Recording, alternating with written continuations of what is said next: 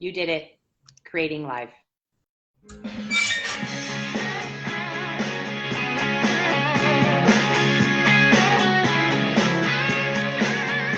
actually works.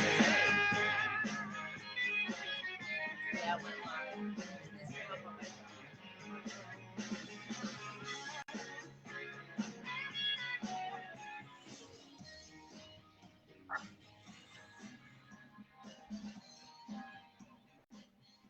Good evening, everybody, and welcome to Liz Live. I can't believe we actually made it, Sabrina. Like, I wasn't sure it was going to happen. We were having like some major technical issues tonight, but we did it. We made it. And Sabrina, welcome to Liz Live. I'm really excited to have you here tonight. And as people are joining us, I'm so excited to introduce all of you guys to my friend Sabrina and talk to you about her story, which I find extremely inspirational. And she's inspirational to, I think, any young professional female or any young female who's out there that's looking for a role model. I think she's a role model for all people, and you're going to hear why when we talk about her story. And I think she's also a role model specifically for people who really want to make change and really want to make a difference in the world. So is that a good intro for you? So Sabrina has a lot of things going on. So first of all, she runs her own foundation called the Sabrina Cohen Foundation.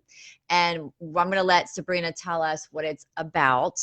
But I could say that she has spearheaded one of the most, maybe the first project of the like, where Sabrina has gotten a portion of the city of Miami Beach, in Miami Beach, Florida, to be accessible once a month to the disabled. And before Sabrina did this, disabled people really couldn't get to the beach, or if they did, it was very difficult and sometimes too difficult, and actually it could be dangerous. But she made it happen. She's now working on putting together a project to open a rec center on Miami Beach, specifically 100%. She is doing it 100% for the disabled, and she's got quite a story about why she's so passionate about this particular group of people. So welcome to Liz Live, Sabrina.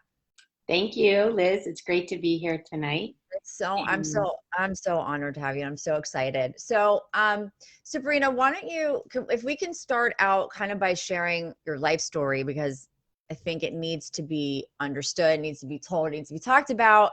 And I think, a lot of Liz Live viewers are people that sometimes, they're in a bad place, right? I'm a therapist, so I talk to people who are experiencing different types of mental illness. They might be depressed, they might be going through the loss of a loved one, the loss of a marriage, so on and so forth. So I don't meet people generally who are going through good things.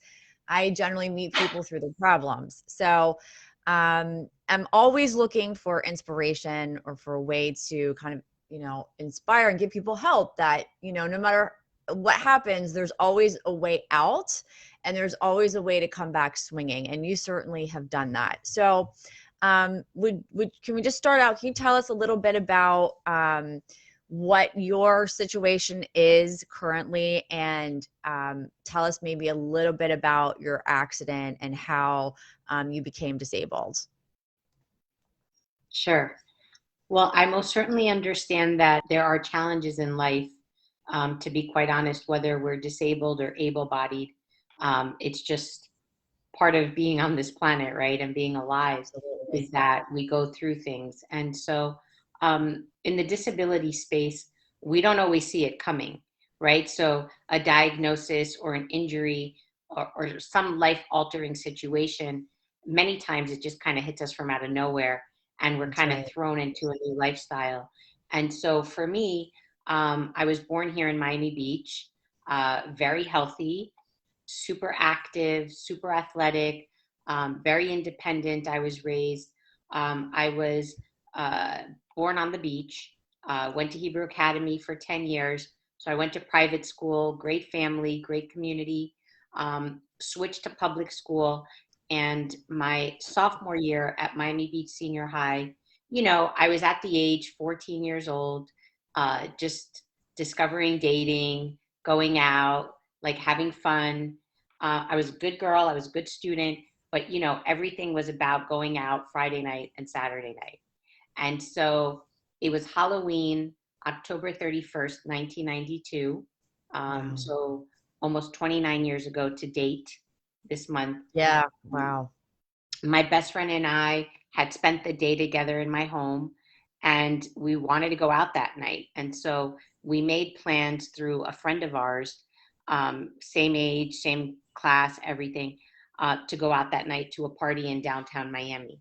And so, because we were only 14, we could not drive. So, our friend made plans with guys that were a little bit older than us. And the idea Okay. was that we get picked up, go to this party, have fun, and then come home. Well, 9:30 Saturday night rolls around. I lied to my parents about where my best friend and I were going because I knew if I told them the truth, I wouldn't get out the door. So I Right. told them Like I was most going kids. to the movies, right? Like a lot of kids do. Like Um, I did all the time. right. Um, I told them I was going to the movies with my religious friend, and they let me out the door. And so my best friend and I at the time got picked up by three guys in a vehicle with our other friend. So we were six kids in one car, no Oh my seatbelt. goodness. Um, and within a few minutes, one of the guys was like, "Hey, can we go to my house to get my vehicle in case I want to leave the party early?" So we drove down Lagorce Avenue for those who are listening that know Miami Beach. And we pulled up to his house. We split up three and three. I stayed in the back seat of a BMW. Other three kids moved into a Dodge Stealth. And I stayed in the back seat. I recall not putting my seatbelt on because I didn't want to look uncool. And within minutes, we left the home, and they were at a red light on Lagorce and Pine Tree. It was Pine Okay. Tree Drive, actually. Excuse me. Um, Took a I left know down exactly Alton where Road. that is. Yeah. We were on Pine Tree, not Lagorce, excuse me. Lagorce runs parallel. But we headed north on Pine Tree, took a left to start heading back south down Alton Road. And the two cars started drag racing over 90 miles per hour. And as you know, Liz, Alton Road is a very curvy road. It sure Actually, is. one of the most dangerous streets in Miami Beach. 90 miles per hour. The other vehicle lost control, hit the car that we were in, I was in. We slammed into a parked car and then hit a tree head on. And upon impact, I went flying into the backseat of the driver's side, and I injured my spinal cord at C3, 4, and 5, and instantly became paralyzed from the neck down. Wow. So, when you talk about something coming out of left field, I mean, your life was one way for for 14 years, perfectly normal, healthy, normal life. You go out like every other teenager in America, lies to their parents, gets in the car with the older guys, and you think you're out for a night of fun. And then you wake up, I don't know how many days later, and what did you notice and what did you realize? So I don't remember a thing about the accident, right? So the whole story I just shared with you is something that has been told to me over and over, right? Okay. The body naturally just blocks trauma out.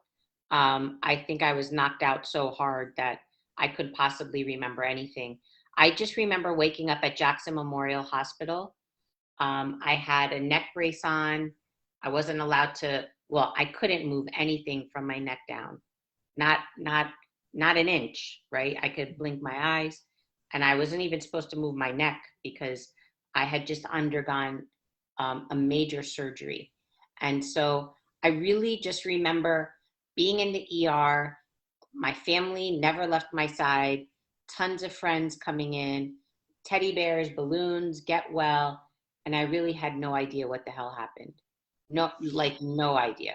I No just idea. remember that I remember like they were like sirens in the ER constant bells going off, And I Yeah. remember trying to sleep and going, oh my God, why are my bells going off?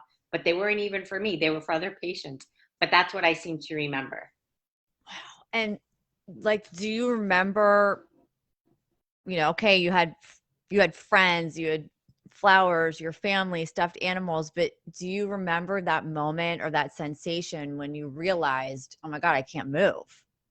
Yeah, I do. I remember it quite well. And it I wasn't bet. while I was in intensive care.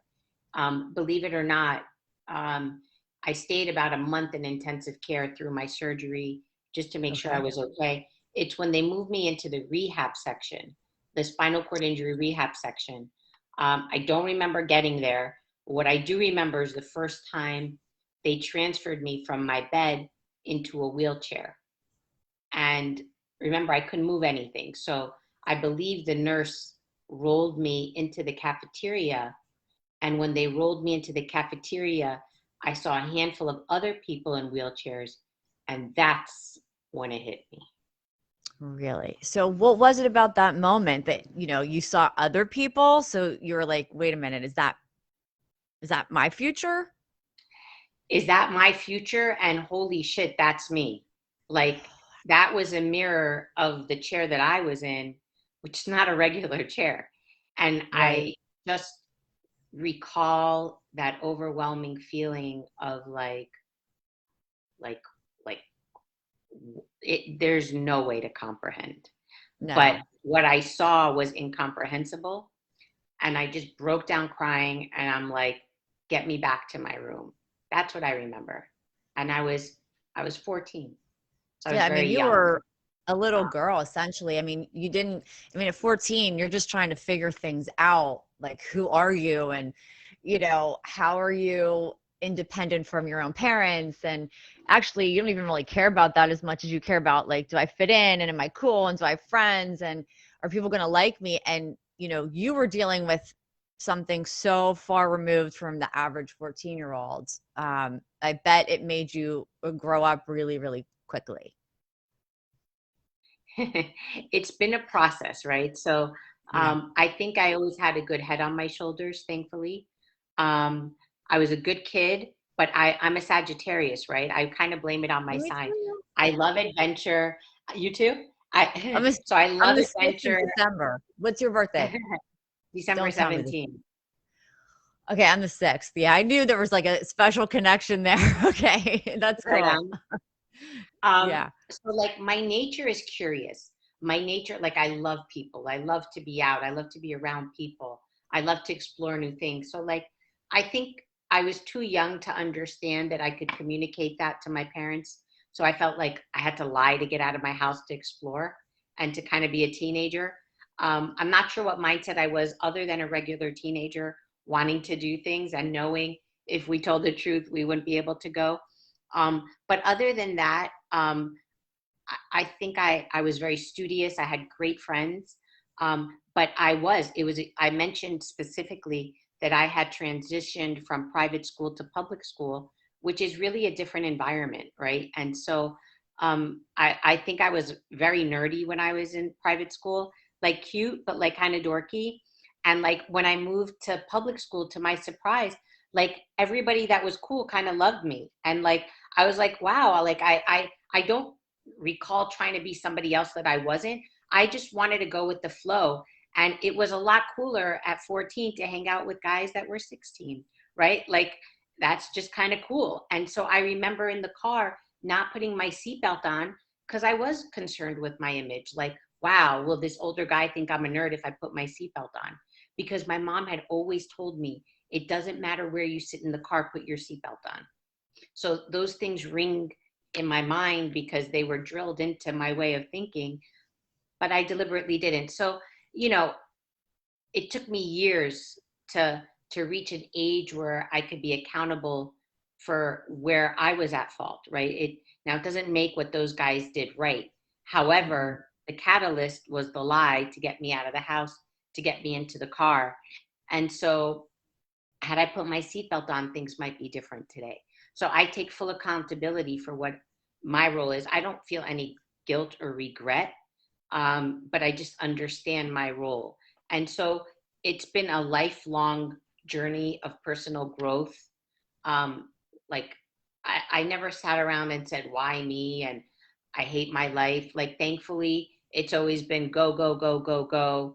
Years of denial, thinking I'm going to get out of this in a year. And if it's not this year, it'll be next year. And if it's not next year, it'll be next year, until but I always kind of lived my life, right? Because the clock on my hand, my watch never stopped ticking, right? So like, it's either I keep up or I get left behind. And I just did everything to kind of moved into the dorms at the University of Miami. I lived on campus to create a new social life for myself. So I did everything as best as I could, always with the hope of getting out of the wheelchair. Mm-hmm. But, this year I celebrate 29 years and I'm still in the chair. And now I'm more concerned with living a balanced, healthy lifestyle. I do my organization. I run a real estate business. I'm making time for my personal life, to meet my life partner, to have a like regular relationship, which took me many years to believe I was worthy of. So like, I'm in a great space. But this, Liz, the internal development never stops, right? So we just No, learn it more as never we get stops. older. Yeah. Well, we do. And I think that, the kind of transition that you went from, you know, uh, a lot of people, I don't know if a lot of people would have I don't know what to even call it. I mean, the spirit, the courage, the determination that you had to just say, screw it. Like, I don't care, whatever it is, I am not stopping my life. Not stopping. Where does that come from? I think that I think it can only come from within, right? Because you could have the whole world shouting at you, you could do this. But if you don't want to do it, you're going to give up, Mm-hmm. right? You're going to roll your chair into a pool and just kill yourself. You could still do Mm-hmm. that without mobility, right? So, like, nothing can stop you from depression or giving up if that's your nature. So, I honestly think that um, there is a mixture um, of support around you definitely makes a difference. Mm-hmm. Okay. However, the internal, like, what am I willing to do for my life? Nobody could really give that to me. And I think, thankfully, um, I had enough strength to just adapt, right? Because how many people tell me if this happened to me, I would kill myself? I'm like, you really wouldn't, actually. And I Mm-hmm. don't think they say that to be insulting. I think it's Mm-hmm. almost like a compliment that they don't think they could do what I Right. do. But the truth is, nobody really wants to die. I mean, you want to do everything to live. And That's like, true. we are designed to adapt and cope. And so um and my nature is happy. So like, like, I don't want to sit home and cry. I want to inspire. I want to do more. I want to help. I want to just live the best life that I can while I'm here. And so that's what I've kind of always done, you know? And Was there, yeah. Sorry, go ahead. Go ahead. no, Let me interrupt you. no, the only other thing I was going to say is, I also think when I look back at 14, and I was 1 week discharged from the hospital, my mom's like, "You're going back to school." I'm like, "What?" You know, I wind up back in 10th grade because I had just started 10th when I got hurt. And I was back in the school system with a full-time nurse. And the principal says to me, "Sabrina, we want to talk. We want you to talk to the prom students, kids going to prom, about reckless driving." And I'm like, who the hell am I to talk to these kids? I just snuck out of my house, lied to my parents, going to a party, 14 years old. Why would I talk to them? And I did, of course. And so, in a way, my life was kind of escorted into the advocacy path, because I really didn't want to do it. But I was being requested from many schools to talk. And so, Unbelievable. it's like it's like forced, not forced, right? Right. Led. You were led and gently Yeah. pushed by the universe to be in this sort of public eye, that to share your story. But I didn't want that back then. I wanted to get out of my chair. I didn't Right. want to be this symbol of hope. I wanted my legs back, you know, Right. but that's not how it worked out. So that's Hmm. where the universe led me. So, was there ever a time when you were younger, and it first happened, like maybe in your teenage years? Did you ever encounter a therapist? Did you ever go to therapy ever to talk about what happens? So when you're in the hospital, I'm just giggling. You have no choice but to see a therapist. So Okay. Dr. Nuringberg, who I'll never forget, was my therapist when I was inpatient. And then, truth be told, in the last, let's just call it 30 years, I mean, it's 29, 30, what's the difference? Yeah. I've probably gone to see a therapist twice, maybe three times. Wow. One therapist that I saw for just a few weeks said, Sabrina, I'm going to discharge you, and I probably need you more than you need me. Wow. And another therapist, it was sort of like a midlife thing around 38. Do I have a child on my own? My parents are getting older. Thank you, Patricia. Oh, thanks, Um, Pat. the other therapist who I really thought I needed was like, Sabrina, you don't need me. And I'm not laughing at that. It's just like, um, I'm grateful. I'm really grateful because I actually studied psychology. So I'm a psychologist and I'm a life coach. You're So I everything. I no, know. so like I believe in it more than the next therapist, as you do, right? I'm not laughing at that. I'm laughing that they didn't think I needed it. And so I finally last year found a life coach that kind of mixes like trauma with moving forward in life. And I've been 1 year with a life coach who really, at 43 years old now, helped me get through some of my toughest traumas, including my accident, but not so much in a therapeutic format, but more in a coaching like, what's the problem? What were the blocks? How did those behaviors come about? And how do we stop them and reverse them? So, in the last year, so probably two or three therapists before that was very short term.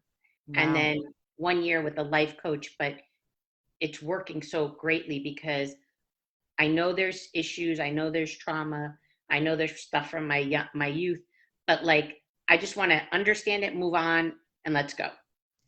Yeah, well, and also I think that just because you go through something that's traumatic, and this was actually an argument in my graduate training, just because you go through something dramatic doesn't mean you have to talk about it 1,000 times, and it doesn't mean that it's always going to plague you.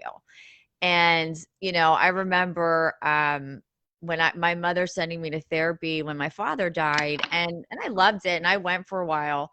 But every teacher and every human being I ever met, in my teenage and youth would say, "Oh, Elizabeth has problems because her father died." And I'm like, "Well, that's your opinion." Like, I didn't feel that way, but it's, kind of reminds me of what you're saying, where people make assumptions because they're projecting their own fears on you and on what you've been through. And they're, well, gee, I couldn't make it through that. So she must really need help. Or, Elizabeth must really need, years of therapy because her dad died at 11, or whatever people's problems are.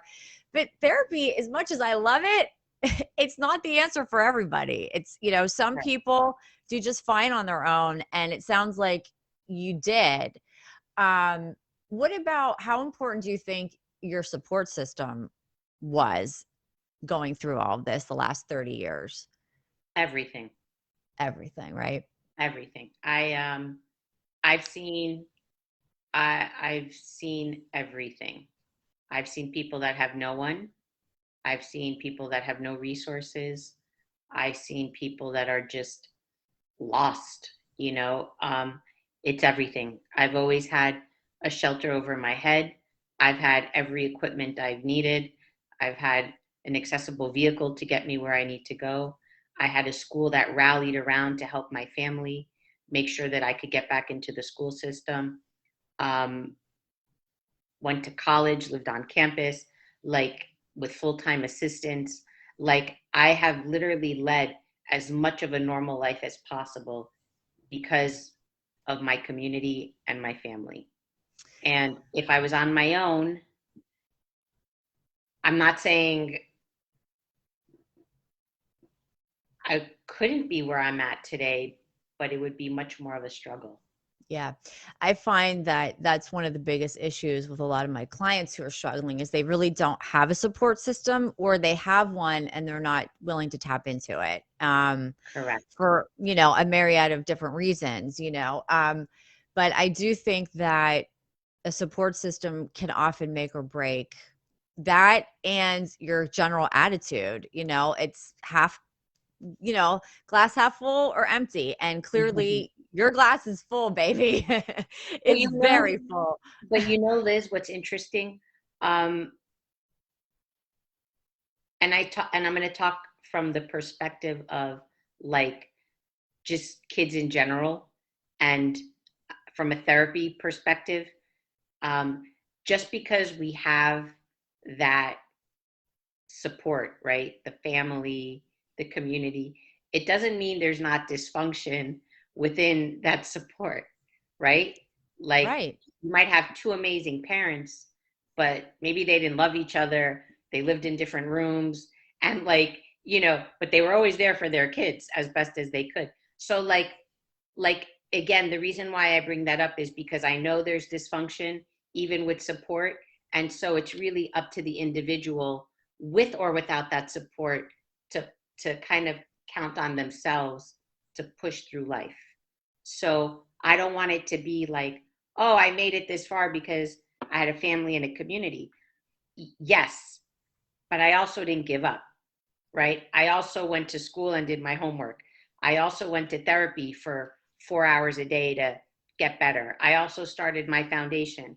I also went to college, right? So it's like, it's an accumulation of all things, including the attitude that we choose to take on in life, right? Because the Yes, easiest thing to do is sit back and give up, and I have the best excuse to not do anything, right? Because who's going to question me? that's right. Nobody needs to question me. So, That's like, doing stuff is harder than, it's a harder choice, but it's a choice. And so, all of us that are listening, that are going through something, at the end of the day, it's our choice, I believe. it, we it we is. decide. Yeah, we decide. We decide. And it's just so interesting how, everything is so relative to people's little worlds. Maybe um like I said, for you, you've overcome what, maybe the general population will go, yeah, that's tough. What Sabrina did, that's really tough. And then we might look at someone else and say, well, that doesn't seem so bad, but to that person it feels bad. But no matter what, although all of our situations and our traumas are relative, it ultimately does come down to a couple things. And I'm trying to kind of tap into, the things that really were meaningful to you, that really helped you, so that other people listening too can be like, okay, like support system, and don't put that support system in a box, right? If people love you and they want to be with you and they want to help you, let them in. Take it, 100%. right? It's um encouraging and positive, right? Because maybe some people choose not to take that support because it comes with attachments or toxic vibes, so I question why. Now if it's because of ego and pride and I could do it myself, then maybe that's where you need to look within and sort of just be like, maybe there's a reason why I should accept this help and support. mhm.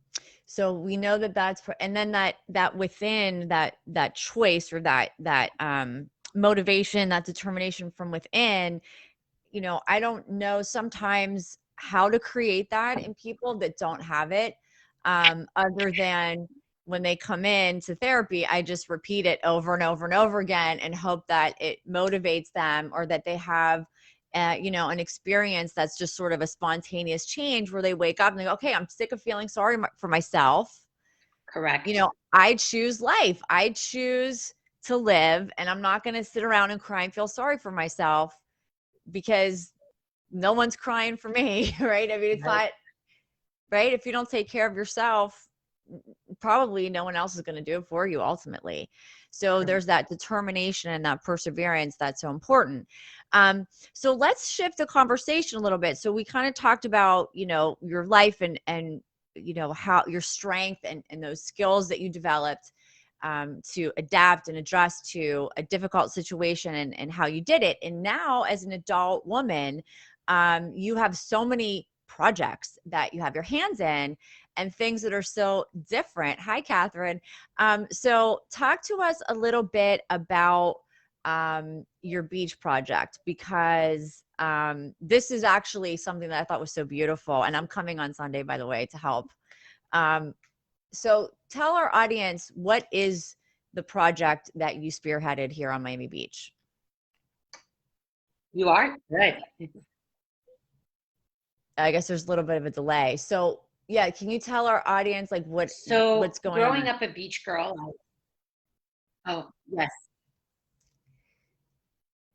Yeah, of course. So can you hear me? Yeah. You can hear Yes. me? Yes. Okay. Yeah, Perfectly. there's a bump in the reception right now. Okay. Growing up a beach girl, before my accident, I was very athletic, as I mentioned. I was on the swim team, grew up always going to the beach. And post injury, the beach wasn't even, it was like a distant thought. I don't even know if I thought about it. Like it just became off limits, right? Like you put a wheelchair up against a staircase, you're really not going anywhere, right? So no different, because the sand is a natural barrier to entry. And so I started my organization back in 2006 with a focus on funding research in the field of regenerative medicine. The theory behind that, which was very fascinating to me, was we can cure people by replacing damaged cells with healthy cells. I traveled all over the country, spoke to the scientists from all over the world, fascinated, started my foundation, started raising money, spoke on Capitol Hill and United Nations. And in my journey, I met hundreds of patient advocates that were basically sitting on the sidelines waiting for these cures. Meanwhile, what I also learned was there was a huge quality of life gap, like to help maintain their health, to keep them active and healthy today. So when the treatments come, they'll be ready, right? Because otherwise the body could just atrophy. So I was at like a fork in a road. I had just broken my foot. My therapist dropped me in therapy. Oh I my was God. 3 months in a cast. And from being on bed rest, I basically, uh, I got a pneumonia, and it was terrible. And so I'm with the pneumonia, a foot, like a cast on my foot. I can't walk as it is. Like it was just terrible. And it was a beautiful sunny day on Ocean Drive. And I was with my colleague at the time. And I'm like, what are we going to do? Like, what's next for us? The research is costing billions of dollars. We're not even sure we're going to get to the cures. There's hundreds of thousands of people around the world that just want to exercise and stay healthy and need to, because the cure will be irrelevant if they're not. And it was a beautiful sunny day. And I'm like, I want to go to the beach. So we're walking up and down, walking up and down Ocean Drive. And I look to the water with my friend, and I'm like, I want to go near the water today.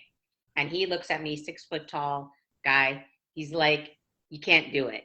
I'm like, I'm like, what do you mean I can't do it? I'm going to do it. And so I start to roll my wheelchair, and I'll back up later, Liz, remind me, so people viewing Okay. see that I'm in a chair, because if I don't back up, I look like anybody, but I am sitting in a wheelchair, right? And so I roll my chair into the sand as fast as I can. I'm going to get to the water. And after like 3 feet, not even like nothing, right? I get from the boardwalk to the Oh sand. no. Boom. What do you think happens? You got stuck. You fell into the sand and couldn't move the wheels, Yeah, would be my stuck. guess. Stuck. Think of it like quicksand, right? Like all of a sudden the earth is sucking me in and I Oh my can't get God. out, right? So the more I tried to get out, the more my wheels went into the sand. And the more my wheels went into the sand, the more infuriated my friend got, because he couldn't help me and he told me not to do it. And he was pissed, not at me. He was pissed that the world was not accessible for me. That's And right. so it was that moment, that like light bulb where like it hit me, and it was like, we could fix this, right? Like, why hasn't this been done before?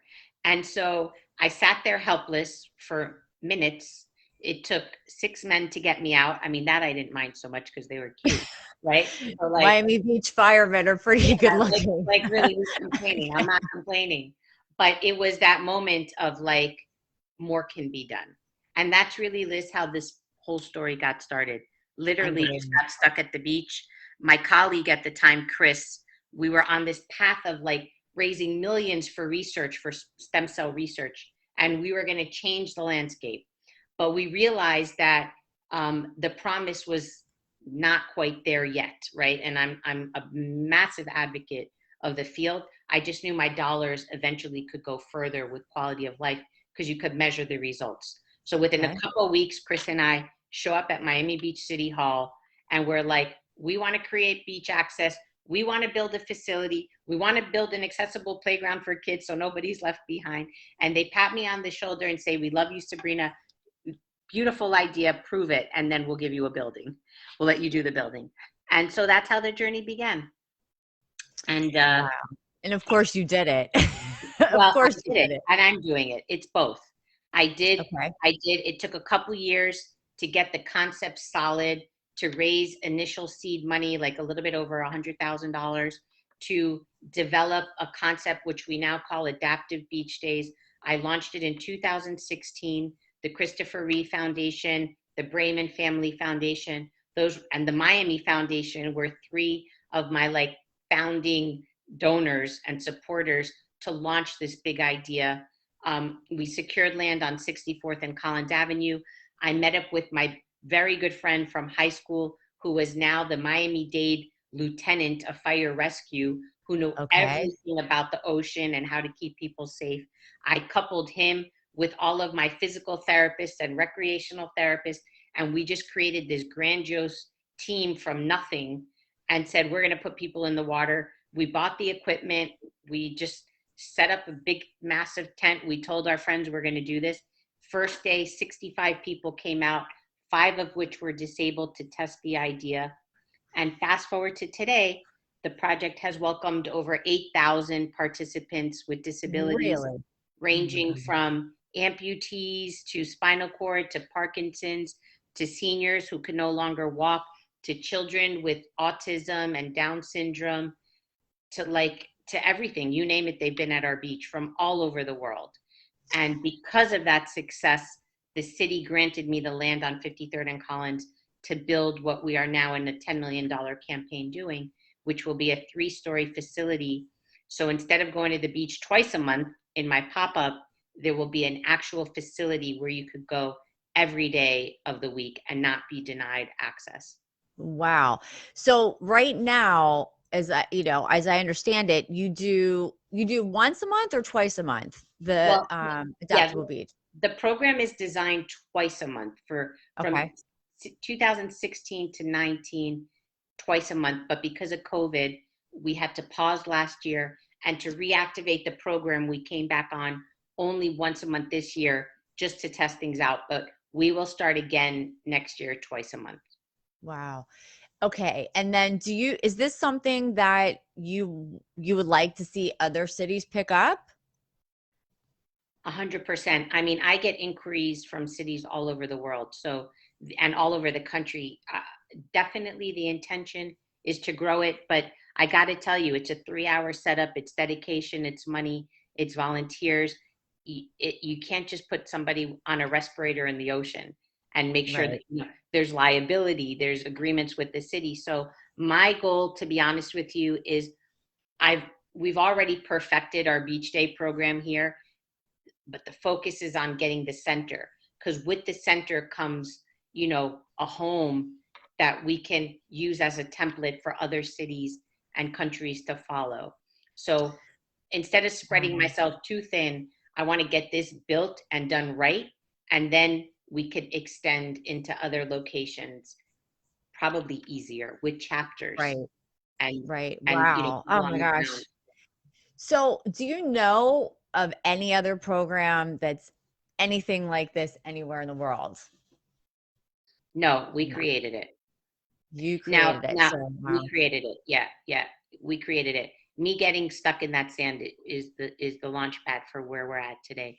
Um, and I'm honored to say that I was able to help start this.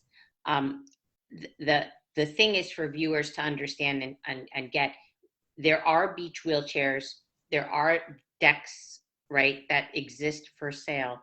But what we did was we bought the equipment and we coupled it with the hands-on experience. And that's the key to the success of this program. If somebody with a disability goes to a location, you know, Miami Beach, Fort Lauderdale, Key Biscayne, the chairs are available first come, first serve, but those don't go in the water. Why That's don't they right. go in the water? Take a guess. Why don't they go in the water? Because they can't. There's nothing to get them into the water. Well, you could buy a wheelchair that can go in the water. They do exist. There's both the Okay. electric one that you transfer somebody into the electric and they can stroll up and down with their husband or partner and enjoy. Okay.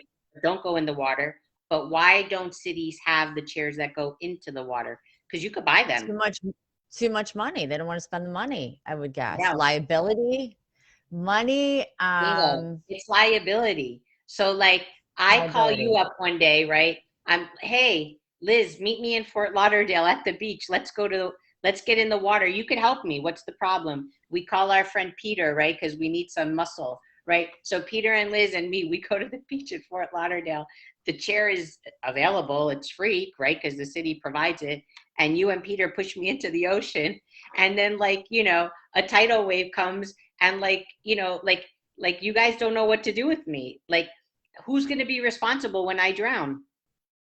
Yeah, it's a horrible thought, but it's and Like, the waves and the undercurrent is so strong, I'm maybe just people saying, but don't realize. who's going to be responsible? They're going to sue the city. My family's going to sue the city of Fort Lauderdale. So the reality is there has to be layers of liability and coverage, which is what Right. my foundation does. We cannot go. I We don't put see. Okay. anybody into the water without a waiver and without insurance to make sure. And then with the right people, like nobody gets into that ocean without my program director Walter, who's the, you know, lieutenant for Miami-Dade Fire Rescue. Like, so my point is, it's very planned and very thought because like we want to have fun and we want to give people that moment of fun and freedom. But the truth is, there's nothing more important than safety. Right. Nothing. If people Absolutely. start drowning or family members don't know what to do, like it'll be a disaster. So that's why this thing hasn't exploded because how do we do it? Right. Yeah, So I mean, it just when you and I were out to dinner last week and you were explaining it to me, I was just thinking, "Oh my God, the manpower, I mean, per person, I think you said five what? It takes people per 5 person. 5 people to get 5 one to 1. person." Yep. Wow. So, and I'm going to be there this Sunday. This Sunday is coming up, so I'm going to go live, to show people, what it looks like in real life and what goes on there. And so what about how many people show up, would you say typically on a Sunday? Good question. On a typical Sunday, anywhere between 125 to 150. Yeah. So how much time do they get in the water? Now in that 125 are dozens of volunteers, family Okay. members, and friends. So participants, we average between 20 to 40. Because remember, Okay. the ratio of participant to assistants is pretty big. 5 to 1. Right. Correct. Okay. So so they average between 30 to 45 minutes in the water. So there's a schedule. There's like pre-registration. So we know how many people are coming. We always max out. Um, but we allow, you know, if extra people come, then it goes from 45 minutes to like 35 minutes. So we can make sure we get everybody in. And it's like, Wow. it's anywhere between 3 to 6 participants at a time in the water. So multiply that, like, let's say 5 participants average at any given time with 25. So it's like 30 people in the ocean at any given time, 20 to 30 roughly. So like when these Sundays come around and you're just kind of sitting there, I mean, I know you're busy, you're not just sitting around, but like you're taking that moment and you're looking at the smiles on everybody's face and all the people working hard, and it moves kind of like a machine. Do you ever sit back and just like have a, wow, I can't Every believe I time. did this every Well, time? not so much I can't believe I did this, but like I can't believe how moving this is. I get overwhelmed. It's I more bet. like, it's kind of like I imagine celebrities, right? Like they're on a stage and there's hundreds of thousands of people cheering for them. I don't think people wake up going like, wow, that's me. Like we kind of just live our life, right? Like this is just what I Right. do. I'm very moved when I see new participants and their families and they're crying and they're excited. And last beach day, I'm telling you, we probably had about 40 student volunteers from University of Miami, FIU, Kaiser. And my heart was just like all these young kids that are coming out to help. It's just like, it's so beautiful, It is and beautiful. I see Starbucks in the background that is now like our new like beach sponsor to bring coffee and Oh breakfast. my And goodness. that to me, That's my huge. friends like taking their Sunday to register people, like that's what's moving to me. Like Yeah. the community coming together to help 20 people just have a nice day is It's like, special. it's very special. Yeah, It is. it's It pretty, is. it's I'm pretty like awesome. so excited. I'm so excited. So okay, so before we just kind of wrap things up, I Sure. want to make sure we get to just talk a little bit about your the rec center and that project in case somebody, watching might be interested, or tell us what you're doing now. Well, what's the next project? Well, it's the same project that has kind of evolved into the rec center. And Okay. the intention for the rec center is to really now take the foundation from pop-up events to having a home.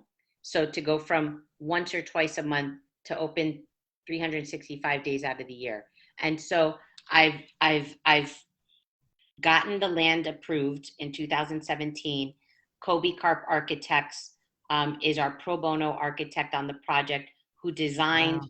this fully accessible 3-story facility with a rooftop pool and meditation garden so that in addition to having your traditional building, everything about it will be like independence for somebody from visually impaired to a wheelchair user.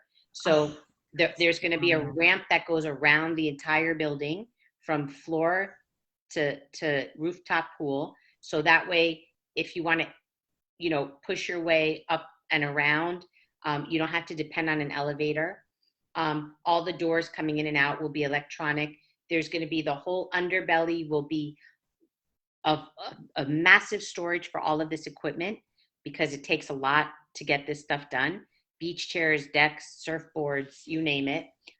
Fully accessible locker rooms, because right now you go to a public beach and the public bathroom, somebody disabled can't take a shower or change, so they have to go home dripping wet. So we're gonna have changing rooms that they could take a shower, dry, change. Then you go to the second floor, which is the welcome center, where the office spaces will be to run the facility and the foundation. And it will also have a nutrition cafe. It will have a conference space. It will have art therapy, music therapy, kind of like an interactive space where we could bring in lecturers to come in and talk about different subjects. We're going to have a resource center and technology lab where we showcase the latest in robotics and anything that has to do with a more independent lifestyle and resources for family when somebody gets injured or their life changes. And then the third floor, which I'm super psyched about, will be a huge floor overlooking the ocean where people can come and exercise in one-on-one and group classes with a Oh, therapist. wow. And I kind of want to create like, this is, Liz, a non-clinical setting, right? This is not a Right. hospital. So when you come in, there's music, you're energized, you're exercising. Like, I want to create a normal space for somebody post injury to feel inspired and empowered, that they could get back to school, go back to work, live their best life, meet someone, get married, have children, on and on and on. Like that, it's not about the water, it's not about the gym, it's about how somebody feels about themselves. And they tend to feel better when they're in good shape and they feel like healthy. So that's what this is Mhm. about. And then the Right. rooftop Yeah, pool. and you feel like you're part of society. You don't feel like an outcast. You feel like Exactly. you can do everything that everybody else can do. Correct. And I bet you're gonna have people coming here from all over the world. I guarantee you. This will be a destination because when people um, undergo treatment or therapy, they will travel wherever they need to go to get that.